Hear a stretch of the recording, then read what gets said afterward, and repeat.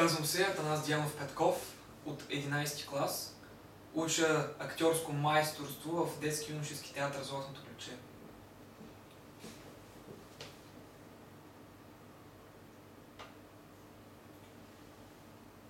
Добър вечер, дами и господа.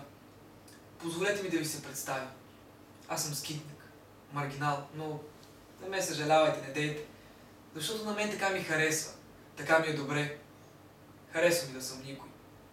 Вървя в новогодишната нощ, спирам под лампите, гледам роенето на снежинките, надничам през ярко осветените прозорци, а там мъже, жени, щъкащи деца, много пиени, много свещи, карамелизирани пуканки, пластмасови ухи. Аз през това време се гощавам със семки. Честно, хубаво ми е така. Само дето постоянно ме спират хората и ме питат как съм стигнал до тук и какво толкова съм преживял. Ами какво? Пречупил съм се. В далечното ми минало съм се пречупил. В детството съм се пречупил. Така каза моят психоаналитик. Вие имате ли си психоаналитик? О, много е хубаво. Всичко обяснява с детството. И е прав. Помня точно момента, когато се пречупих. Беше по Нова година. Преди всяка Нова година аз пишех по едно писмо до дядо Мраз. Пишех му: дядо Мраз, моля те, донеси ми фотоапарат с кожна калъвка и кожно ремъче. Моля те, моля те. И защо точно фотоапарат ли? Сега ще ви обясня.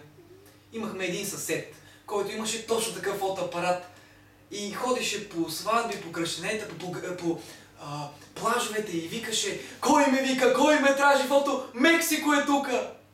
Това тражи беше за черкините и полякините. Много ги имаше тогава. И аз исках точно такъв фотоапарат, ама много го исках. И всяка година пишех и ходех тайно до градската поща, за да го изпратя. Но така и не получих моя фотоапарат. Получавах разни други неща, като книги, топки. Веднъж даже получих пистолет с капси. Но никога не получих моя фотоапарат. На никого не казах и чаках. Една зима тъмън бях се прибрал от казарма и останах за Нова година сам. Малко преди 12 часа на вратата се почука, аз отворих, а пред мен стоеше един дядо Мраз. Брадата му беше се разлепила леко от едната страна и кръчол на дънките му се подаваше изпод кожуха. Вие ли сте, вика, той и той?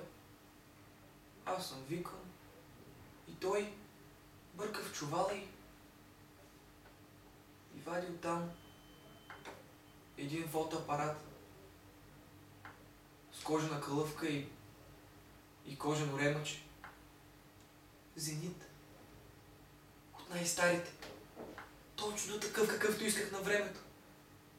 Подаде го и си тръгна. Стоях като треснат. Може да съм се изпуснал в казармата за детската си мечта, зевзеци има всякакви, може да са го пратили на майтап. Подаръкът обаче дойде 10 години по-късно. 10 години. Държах фотоапарата в ръка и стана толкова тъжно.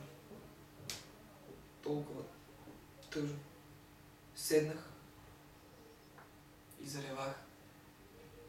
И не знам защо рева. Защо? Защо не го получих този фотоапарат преди 10 години на мен сега? За какво ми е този фотоапарат? Аз сега този фотоапарат, какво да го правя? Никой сега не ползва такива фотоапарати. А той е стар. И тази калъвка, и това ремъче. Ако нещо не се случи тогава, когато най-много го искаш, то по-добре е никога да не става. Май ме натъжих. Историята не е много за преди Нова година, за което моля да ме извините. А сега ще ви разсмея. Знаете ли гомози вид за двете близначета в корема на майка си? Не го знаете, защото е старно, и да го знаете, сега ще ви го разкажа. Значи, две близначета в корема на майка си. Едното вика на другото: братле, Трябва вече да излизаме. Какво ли е навън? Как ли е живота там? Въобще, стара Гуено се прави на смелчага. А другият му отговаря: брато, никой не се е връщал там. И пълна липса на информация. Я, по-добре си стой тук. И вицът май не ви беше много смешен, за което моля да ме извините. Какво е това? Сълза? Не. Снежинка. Разтопила се.